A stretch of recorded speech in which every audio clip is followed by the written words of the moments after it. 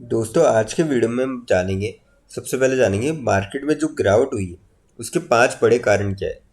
फिर हम उसके बाद बात करेंगे यहाँ पे टीसीएस के बारे में। टीसीएस ने काफ़ी बड़ा माइलस्टोन अचीव किया है, पर आपको जो आज गिरावट हुई उसमें टीसीएस भी लगभग 1% टूटते हुए नजर आया। तो ये क्या गिरावट का दौर जारी रहते हुए देखने को मिल सकता है, या फिर आपको कल एक रिकवरी देखने को मिलेगी, और आपको क्या करना चाहिए अब स्टॉक के अंदर, ये जानेंगे। फिर बात करेंगे टाटा पावर के बारे में। टाटा पावर ने काफ़ी बड़ा डिसीजन लिया है, जिसके चलते आने वाले टाइम में आपको इसकी शेयर में चाल डिसाइड होते हुए देखने को मिलेगी। तो ऐसा क्या डिसीजन लिया ये जानेंगे। फिर बात करेंगे जोमेटो के बारे में। जोमेटो के क्वार्टर रिजल्ट निकल के आए थे, वो थोड़े से ख़राब थे।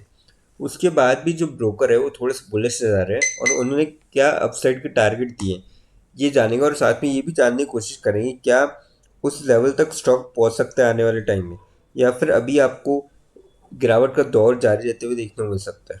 लास्ट में एक ऐसे स्टॉक के बारे में डिस्कस करेंगे जो आप सभी के लिए लेके आया स्प्लिट बहुत ही शानदार रेशियो में।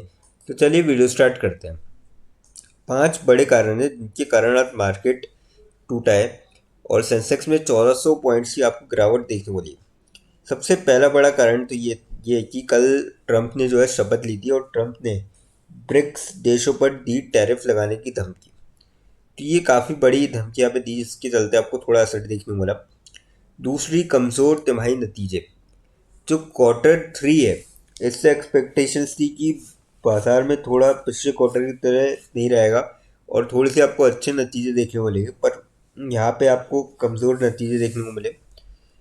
और तीसरी है जापान में ब्याज दरें बढ़ने की उम्मीद। तो ये भी बड़ी वजह है। और जो फॉरेन इन्वेस्टर्स है जिनको आप एफ आई एस कहते हैं, वो लगातार यहाँ पे सेल आउट कर रहे हैं, लगातार बिकवाली कर रहे हैं, तो इसका भी आपको असर देखने को मिला। और आगामी बजट को लेकर अनिश्चितता। तो यहाँ पे 5 बड़ी वजह है जिसके कारण आपको आज के दिन मार्केट ज़बरदस्त टूटता हुआ नजर आया। अगर आप देखते आज सुबह सेंसेक्स करीब 800 पॉइंट गिरा हुआ था। बीच में एक रिकवरी आई थी 12 बजे के आसपास, और वापस से बंद होते होते आपको 1400 पॉइंट की बड़ी गिरावट देखने को मिली। अब बात करते हैं टीसीएस के बारे में। टीसीएस में 4038 पे क्लोजिंग रही। 39.8 रुपीज़ की गिरावट देखने को ली, और 1% तक स्टॉक आपको लगभग टूटता हुआ नजर आया। आप देख सकते हो सुबह जब मार्केट में गिरावट हुई थी तब तक अच्छा खासा परफॉर्म कर रहा था, और बीच में जब रिकवरी हुई थी तो पॉजिटिव रिटर्न भी थे इनके। इंटरडे में पॉजिटिव रिटर्न भी दिखाए थे।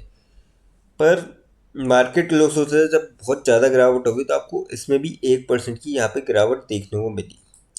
अब बात करी जाए वॉल्यूम की इसकी, 21 लाख के करीब वॉल्यूम थी आज के दिन।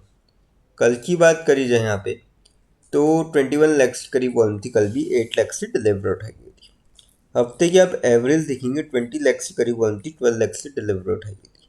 और मंथ की एवरेज आप देखेंगे 23 लाख की वॉल्यूम थी, और 13 लाख से डिलीवर उठाई गई थी।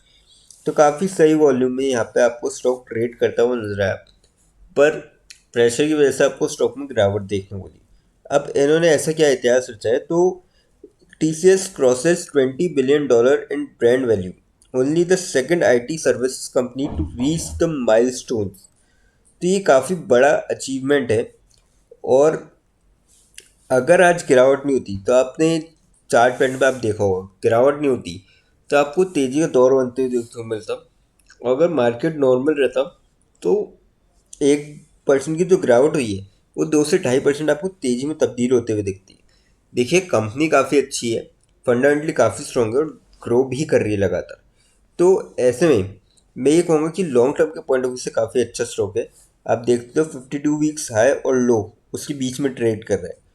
3600 रुपये का करीब उसने लो बनाया था, और 46 को हाई बनाया था, और 4000 4,500 पे स्टॉक ट्रेड कर रहा है।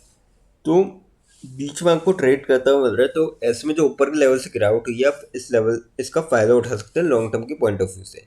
कंपनी आपको आने वाले टाइम में डेफिनेटली अच्छे खासे यहाँ से रिटर्न दे सकती है। अब बात करते हैं टाटा पावर के बारे में। 366.5 पे क्लोजिंग रेट, 7.95 रुपीज़ की गिरावट देखने वाली, और 2.12% स्टॉक आपको गिरता हुआ नजर आया आज के। वॉल्यूम की बात करी जाए इसमें 53 लाख के करीब वॉल्यूम थी आज के दिन। कल की बात करी जाए यहाँ पे, कल भी 53 लाख के आसपास वॉल्यूम थी, 13 लाख से डिलीवरी उठाई गई थी। हफ्ते की आप एवरेज देखे हुए 67 लाख के करीब बनती, 22 लाख से डिलीवर उठाएगी। और मंथ की आप एवरेज देखेंगे 97 लाख से करीब बनती है, 45 लाख से डिलीवर उठाएगी। तो काफ़ी सही वॉल्यूम में यहाँ पे आपको स्टॉक ट्रेड करता हुआ नजर आया। अब इन्होंने क्या ऐसा डिसीजन लिया है, क्या फैसला किया उन्होंने? Tata power renewable energy partners with OREDA to boost solar adoption in Orissa. और अगर ऐसा होता है तो डेफिनेटली आपको तेजी का दौर बनते हुए देखने को मिलेगा, क्योंकि यहाँ पे आने वाले टाइम में गर्मी आने वाली है, तो पावर सेक्टर को यहाँ पे थोड़ा फ़ायदा हो सकता है। हालांकि अगर हम देखें तो क्वार्टर रिजल्ट इससे कुछ खास नहीं आ रहा है अभी, तो शॉर्ट टर्म के लिए यहाँ पे थोड़ा सा आप स्टॉक्स को अवॉइड करके चल सकते हैं। जिनके पास है वो यहाँ पे होल्ड कर सकते हैं अगर लॉन्ग टर्म का पॉइंट ऑफ व्यू। बाकी शॉर्ट टर्म वाले यहाँ पे चाहे जिन्होंने नीचे लेवल से खरीद रहे हो वो सोल्ड आउट करके चल सकते हैं। बाकी जिन्होंने ऊपर के लेवल के फंस गए, अगर वो होल्ड कर सकते हैं लॉन्ग टर्म के लिए तो होल्ड करें। क्योंकि देखिए, कंपनी आने वाले टाइम में आपको डेफिनेटली ग्रो करते हुए नजर आएगी। टाइम की बात थी, क्योंकि हमने देखा है कि जितनी जल्दी हमने कोविड एरा में देखा था कंपनियां गिरी थी, वापस रिकवर हुई थी। तो अभी मार्केट की सिचुएशन थोड़ी अच्छी नहीं है, तो यहाँ पे कंपनियां गिर रही है। मैक्सिमम कंपनीज आप देख रहे होंगे 52 वीक्स लो के आसपास ट्रेड करते हुए नजर आ रही। तो ऐसे में जब मार्केट में वापस थोड़ी स्टेबिलिटी आएगी तो आपको रिकवरी देखने को मिलेगी। तो मेरे ख्याल से तो यहाँ पे लॉन्ग टर्म वाले इस गिरावट का फ़ायदा उठा सकते हैं। अब बात करते हैं जोमेटो के बारे में। आज के दिन जो क्लोजिंग रही वो रही 215.4 पे, 24.35 रुपीज़ की गिरावट देखने को मिली और 10% तक स्टॉक आपको टूटता हुआ नजर आया। काफ़ी भारी गिरावट देखने को मिली।